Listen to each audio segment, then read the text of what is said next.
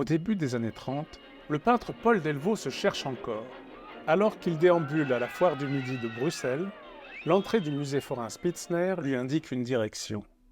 Des squelettes, une caissière et une Vénus endormie, automate féminin à la respiration mécanique, accueillent les visiteurs de ce cabinet de curiosités anatomiques.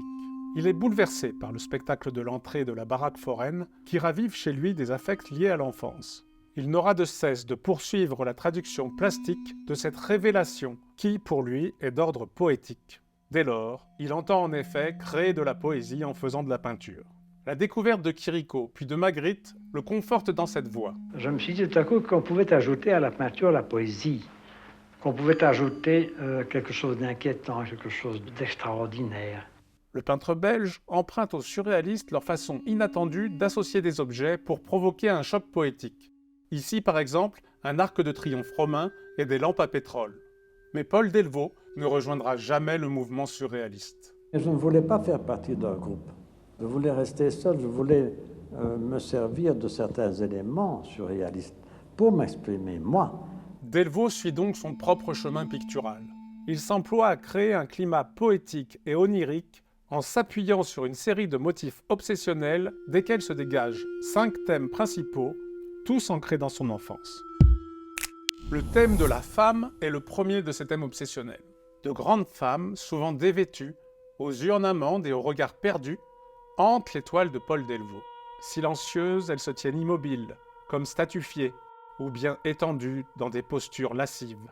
On les voit parfois s'avancer avec lenteur dans de longues processions somnambuliques. Absentes et pensives, étrangement impassibles, elles paraissent hors d'atteinte, inaccessibles. Ces figures obsédantes portent la marque de l'interdit inculqué dans l'enfance de l'artiste. Mes parents m'ont mis en garde contre les femmes. C'était évidemment un danger, les femmes. Delvaux peint, pour ainsi dire, toujours la même femme. Un type sans individualité, dont la représentation se répète comme un écho. Elle, tranquille, est plus belle d'être semblable, écrit Paul Éluard dans un poème en hommage à Paul Delvaux. J'ai essayé de faire de ces femmes des entités qui ne sont plus tout à fait des femmes, mais plutôt des féminités. Leur nudité, qui les désigne comme des figures intemporelles, indiffère les hommes, qui les croisent sans paraître les remarquer, absorbés par leur journal ou par leurs pensées, livrés à leur destin, ne rien connaître qu'elles-mêmes, écrit encore Éluard. Elle semble vouée à ne connaître en effet que l'esquisse d'un rapprochement avec une autre femme ou le froid contact du marbre dans cette inversion du thème classique de Pygmalion. Les femmes de Paul Delvaux paraissent cependant moins habitées par le manque que par la douceur de la promesse amoureuse. Deuxième motif obsessionnel, les savants de Jules Verne. Ils font partie des rares personnages masculins peints par Paul Delvaux, fascinés par l'écrivain français depuis l'âge de 10 ans. Il y avait dans la collection Excel, je l'ai là, du reste dans mon armoire, un livre qu'on appelle Le voyage au centre de la Terre, Jules Verne. Et dans ce livre, il y avait une gravure d'un savant qu'on appelait Otto Lidenbrock.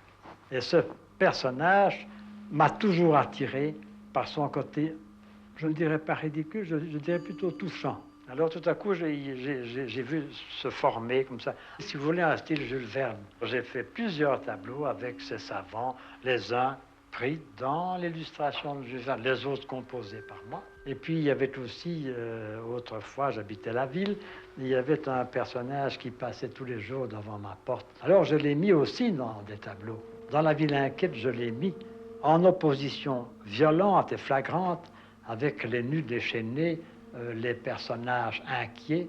Et tout à coup, au milieu de ce personnage, le petit bonhomme à chapeau bleu, avec ses grandes lunettes, indifférent à tout le reste. De l'aveu du peintre, tous les hommes qu'il a représentés dans ses toiles font figure d'autoportrait.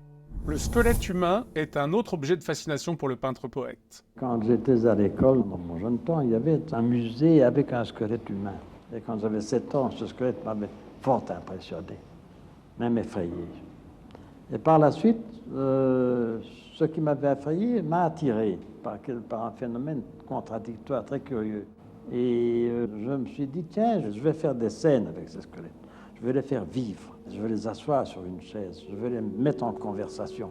J'ai fait plusieurs tableaux avec des squelettes en conversation dans un bureau. Et plus tard, alors, j'ai essayé de développer le thème squelette dans le thème religieux pour donner de l'expression à mes squelettes. Parce que je me disais que le squelette n'était pas l'image de la mort, mais le contraire, l'image de la vie. Quatrième motif obsessionnel, les décors antiques. Les architectures grecques et romaines ont également une place importante dans l'œuvre de Delvaux.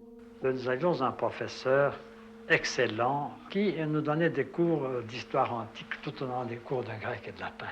Et nous avons pris le goût de ces villes antiques qui ont eu chez moi une empreinte extrêmement durable. C'est pour ça que vous voyez maintenant dans beaucoup de tableaux des villes antiques, des monuments qui n'ont pas d'âge, qui sont de tous les temps, même mélangés, même des gazomètres, même des temples ensemble. Pourquoi ? Parce qu'il faut supprimer le temps, il faut les mélanger, il faut que ces figures avancent dans des paysages qui n'ont pas une époque déterminée, mais qui les ont toutes. Enfin, l'univers ferroviaire. C'est la dernière des principales obsessions de celui qu'on a appelé le peintre des gares. Tout ce qui était gare, tout ce qui était train, j'aimais ça quand j'étais gosse. Il faut croire que je la présentais, la poésie qu'il y avait dedans. Je la présentais puisque c'est arrivé jusqu'à un âge avancé. Et je repeins des gares en essayant d'y mettre le plus de poésie, le plus de mystère possible. Ma plus grande ambition était de devenir chef de gare dans une gare importante, notamment à Ottignies, près de Namur. Quand je passais à Ottignies, je disais toujours à ma mère, « Oh, je voudrais être chef de gare dans cette gare. » En 1984, à l'âge de 87 ans, le peintre réalise son ambition d'enfant. Il est nommé chef honoraire de la gare d'Ottignies-Louvain-la-Neuve. Avec son pinceau, Paul Delvaux a ouvert le chemin vers ses rêves. J'ai voulu rejoindre un rêve et la réalité, pour moi, m'a servi de tremplin pour atteindre ce rêve. Delvaux n'invente pas de forme. Ses toiles sont de facture classique. L'exactitude de la représentation est garante de l'efficacité hallucinatoire du rêve. Il faut que ce soit précis. Si ce n'est pas précis, ce n'est plus un rêve. Ces tableaux sont pour le peintre des rêves où habiter. Quand je peins un tableau, je suis dans mon tableau. Et je reste dedans. Pendant tout le temps, je le fais. Quand j'ai fini mon tableau, je suis triste. Je dis, oh mon Dieu, voilà, c'est fini. Le rêve est fini. À partir de sa mythologie personnelle, Paul Delvaux a ainsi créé un univers envoûtant dont l'exploration nous transporte hors du temps aux origines de la psyché universelle de l'humanité.